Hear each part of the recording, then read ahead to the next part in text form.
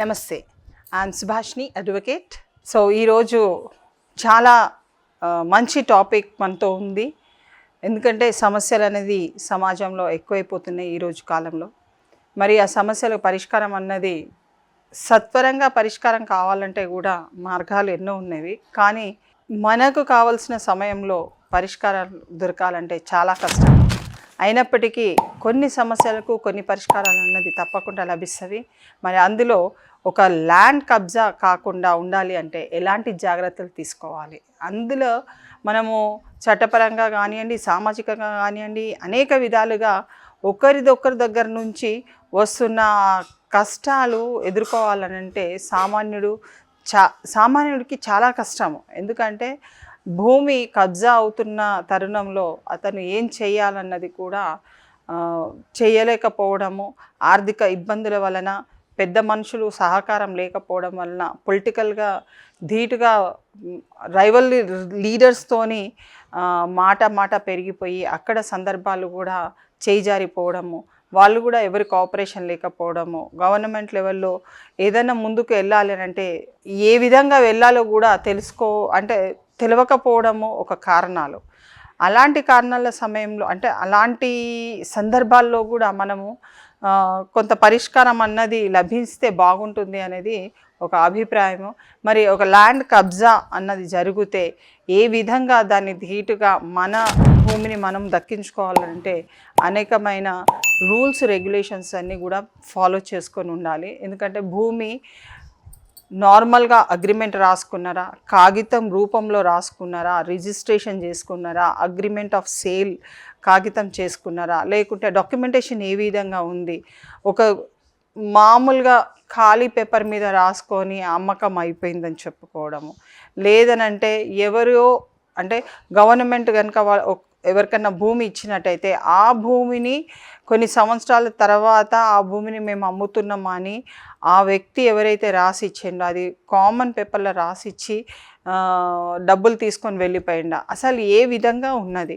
మరి కబ్జా అన్నది ఎవరు మీ మీద చేస్తున్నారు? ఒకవేళ భూమి అమ్మిన వ్యక్తి కనుక మీకు కాగితం రాసి ఇచ్చేది ఉంటే ఆ వ్యక్తి మీకు మళ్ళీ కనపడకుండా ఉండి వేరే వాళ్ళు వచ్చి ఆ భూమిని కబ్జా చేసుకుంటున్నారా? ఏ విధంగా ఉంది ఆ సమస్యను బట్టి ఒక్కొక్క దానికి ఒక్కొక్క పరిష్కారం దొరుకుతుంది. కానీ కామన్ పరిష్కారం ఏంటంటే కబ్జా కాకుండా ఉండాలంటే ముందుగా ఒకవేళ కబ్జా అవుతున్న తరుణంలో వాళ్ళు మీ భూమిపై ఇట్లా వచ్చినట్టయితే కంపల్సరీ లీగల్ నోటీస్ ఇవ్వాలి. ఫస్ట్ అండ్ ప్రయారిటీ బేస్లో అడ్వకేట్ని సంప్రదించి, ఇది సివిల్ మ్యాటర్ కాబట్టి పూర్తి స్థాయిలలో మీరు కంపల్సరీగా ఒక లీగల్ నోటీస్ ఇవ్వాలి. ఆ లీగల్ నోటీస్ వచ్చే రిప్లై వచ్చినా రాకున్నా ఈ లీగల్ నోటీస్ ద్వారా మీకున్న కాగితాలు, పూర్వంలో మీకున్న ఈ భూమి మీకు ఎలా వచ్చింది, ఎవరు అమ్మిండు, ఎవరు మీతో ఈ భూమికి సంబంధించిన వివరాలు అవన్నీ కూడా వాల్యుయేషన్స్ కానివ్వండి, ఎంకంబరెన్స్ సర్టిఫికేట్ కానివ్వండి, అన్నీ కూడా పూర్తి స్థాయిలలో తీసుకొని కోర్టులో సబ్మిషన్ చేయడం జరుగుతుంది. లిమిటేషన్గా తీసుకొని, ఎందుకంటే కబ్జా జరిగిన సంవత్సరాల తరబడి కబ్జాలో ఉండి ఇప్పుడు పోతాను అని అలా కాకుండా కబ్జా అయినా ఇమీడియట్గా మీరు చేసుకుంటే మీకు మంచి రిజల్ట్ వస్తుంది. అలా సత్వరంగా మీరు చేసుకుంటే రిజల్ట్ అనేది మీకు కూడా సత్వరంగా వస్తుంది. మీరు కొన్ని సంవత్సరాల తరబడి చేసుకున్న తర్వాత అతను క్లెయిమింగ్ ఏం చేస్తాడంటే నేను ఈ భూమి మీద కబ్జాలో ఉన్నాను. మీకు ఎప్పుడైనా కానీ మీకు ఎంఆర్ఓ ఆఫీసులలో మీరు వెళ్ళినప్పుడు మీకు కనబడుతుంది కబ్జాలో ఉన్న వ్యక్తి పేరు, భూమి ఎవరిది అన్న వ్యక్తి పేరు, 2 పేర్లు నమోదై ఉంటాయి. కాబట్టి మీరు కౌలు ఇస్తున్నారా, కౌలు ఇస్తే కౌలు ఇచ్చిన వ్యక్తి కబ్జాలకు వెళ్తున్నాడా, లేకుంటే మీ ఇంటి పక్కన మీకు తెలిసిన వాళ్ళు, మీ చుట్టాలు, మీ అన్నదమ్ములలో మీకు పార్టీషన్లో వచ్చిన భూమిని కబ్జా చేసుకుంటున్నారా? అనేక కోణాల్లో ఉన్న సమస్యని ఒక కోణంతో పరిష్కరించలేము. ఒక్కొక్క దానికి ఒక్కొక్క టైప్ ఆఫ్ మెథడ్లో మీరు పరిష్కార మార్గాన్ని ఎంచుకోవాలి. కామన్గానైతే ఫస్ట్ లీగల్ నోటీస్, ఎవరు కబ్జాకి వెళ్తున్నారు, ఎందుకు వెళ్తున్నారు, మీకు అర్హత లేని వాళ్ళు కబ్జాకి వెళ్ళినప్పుడు మీరు ఇవ్వవలసింది లీగల్ నోటీస్ మొట్టమొదటికి ఇవ్వాలి. తర్వాత సివిల్ సూట్ దాఖలు చేసుకొని కోర్టు పరంగా ఇవాళ కోర్టు చాలా కాలం తర్వాత పరిష్కారాలు అలాంటిది ఏం లేదు.